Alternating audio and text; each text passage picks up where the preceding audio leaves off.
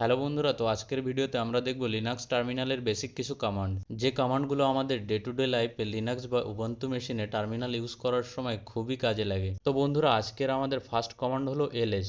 LS মানে হচ্ছে list. এই এলএস কমান্ড হচ্ছে কোনো ডিরেক্টরিতে কী কী ফোল্ডার এবং কী কী ফাইল আছে সেগুলো লিস্ট করার জন্য কাজে লাগে। আমরা যদি এলএস এর সঙ্গে -l ফ্ল্যাগ ইউজ করি তাহলে সেই ফাইল বা ফোল্ডারগুলোর উপর ইউজার কী ধরনের কাজ করতে পারবে, রিড রাইট এক্সিকিউশন, সেগুলো দেখিয়ে দেবে এবং ফাইল বা ফোল্ডারগুলো কবে তৈরি হয়েছে সেগুলোও দেখিয়ে দেবে। এলএস এর সঙ্গে আরেকটা ফ্ল্যাগ আমরা -a ইউজ করতে পারি।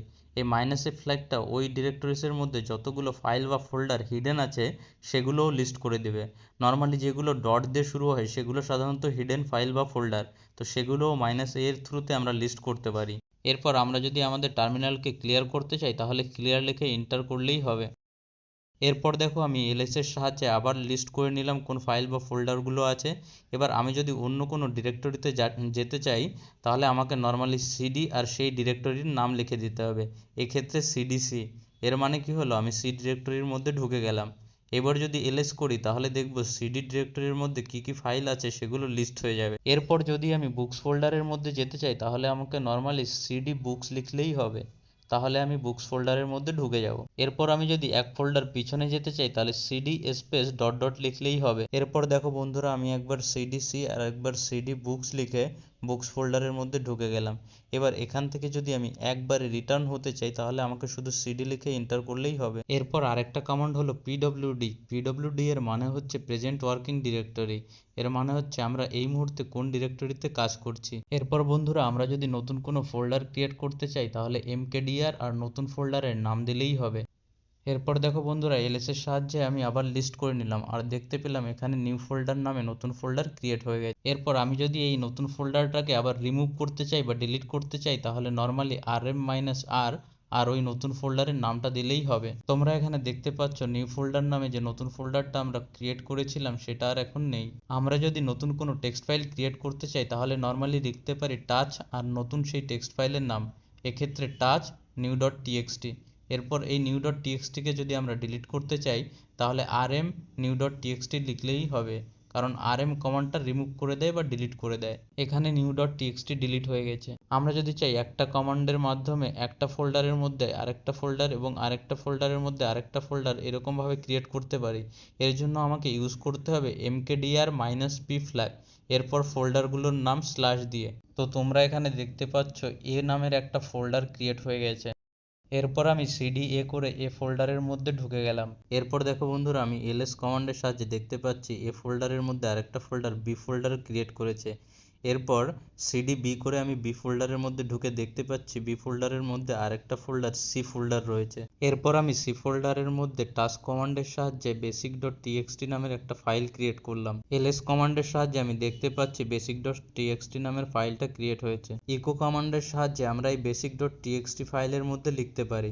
ফার্স্ট আমাকে লিখতে হবে ইকো, তারপর ডবল কোটেডের মধ্যে আমরা যেটা লিখতে চাই সেটা, তারপর আমাকে স্পেস দিয়ে গ্রেটার দেন চিহ্ন দিতে হবে এবং তারপর স্পেস দিয়ে এই বেসিক ডট টিএক্সটি ফাইলের নামটা দিতে হবে। কোনো ফাইলের মধ্যে কি কন্টেন্ট আছে সেটা দেখার জন্য আমরা ক্যাট কমান্ড ইউজ করতে পারি। তো আমরা দেখতে পাচ্ছি বেসিক ডট টিএক্সটি ফাইলের মধ্যে হ্যালো ওয়ার্ল্ড লেখা আছে। এবার টাস্ক কমান্ডের সাহায্যে আমি আরেকটা basic to dot TXT file create করলাম। এরপর আমি যদি বেসিক ডট টিএক্সটি ফাইলের content basic to dot TXT ফাইলে কপি করতে চাই তার জন্য আমাকে সিপি কমান্ডের ইউজ করতে হবে।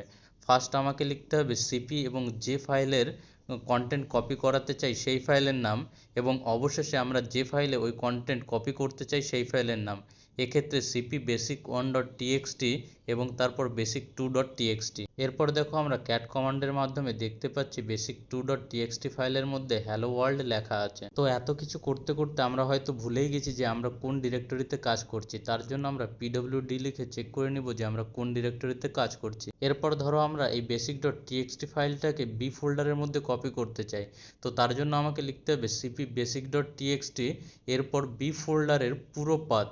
এরপর আমি সিডি ডট ডট করে এক ফোল্ডার পিছনে বি ফোল্ডারে গেলাম।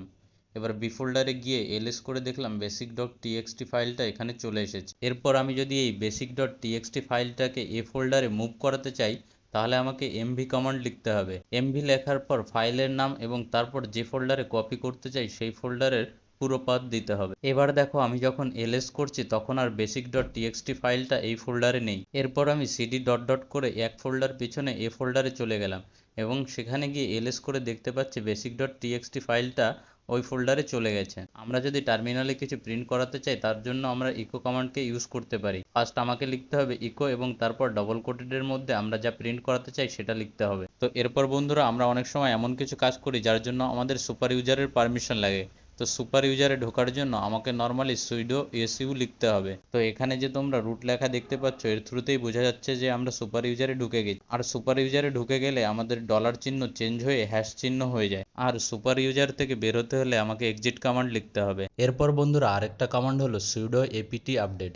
এটা আমাদের সিস্টেমে যতগুলো প্যাকেজ ইনস্টল করা আছে সেগুলোকে রিফ্রেশ করে দেয়। রিফ্রেশ করার পর আমরা আরেকটা কমান্ড চালাতে পারি সুইডো এপিটি আপগ্রেড। এই এপিটি আপগ্রেড আমাদের সিস্টেমে যতগুলো প্যাকেজ ইনস্টল করা আছে সেগুলোকে আপগ্রেড করে দেয়। আমরা নর্মালি যে কোনো নতুন প্যাকেজ ইনস্টল করার আগে এই দুটো কমান্ড চালিয়ে থাকি। তো বন্ধুরা আমরা এত সময় যেসব কমান্ডগুলো চালালাম সেগুলো যদি লিস্ট করতে চাই বা দেখতে চাই যে প্রিভিয়াসলি কোন কোন কমান্ড আমরা ইউজ করেছি তার জন্য আমরা হিস্ট্রি কমান্ড ইউজ করতে পারি। এরপর বন্ধুরা আমরা হু অ্যাম আই কমান্ডের মাধ্যমে আমরা দেখতে পারি আমরা কোনো সিস্টেমের মধ্যে কোন ধরনের ইউজার। এখানে দেখো ইউজার শৈশব দেখাচ্ছে, কিন্তু আমরা সেম কমান্ডটা যদি সুপার ইউজারের মধ্যে ঢুকে গিয়ে করি তাহলে আমাদেরকে রুট দেখাবে। ইউনেম মাইনাস এই কমান্ডের মাধ্যমে আমরা সিস্টেম সম্বন্ধে নর্মাল ডিটেলস জানতে পারি। এরপর টপ কমান্ডের মাধ্যমে আমরা এই মুহূর্তে সিস্টেমে কোন কোন প্রসেস রান করছে সেগুলো দেখতে পারি। এরপর আমরা df-h কমান্ডের সাহায্যে ফাইল সিস্টেমে কে কতটা জায়গা খাচ্ছে সেটা দেখতে পারি। আমরা যদি র্যাম মেমোরি সম্বন্ধে ইনফরমেশন পেতে চাই তাহলে free-h কমান্ড ইউজ করতে পারি। আর এরপর আমরা যদি যে কোনো কমান্ড সম্বন্ধে জানতে চাই যে কোন কমান্ড কী কাজ করে এবং কোন কমান্ডের সাহায্যে কী ফ্ল্যাগ ইউজ করা যায় তার জন্য আমরা ম্যান লিখে সেই কমান্ডটা লিখতে পারি। এক্ষেত্রে দেখো ম্যান পেজ ls কমান্ডের জন্মকুণ্ডলী দিয়ে দিয়েছে। থ্যাংক ইউ বন্ধুরা, তো আজকের ভিডিওটা এই অবধি।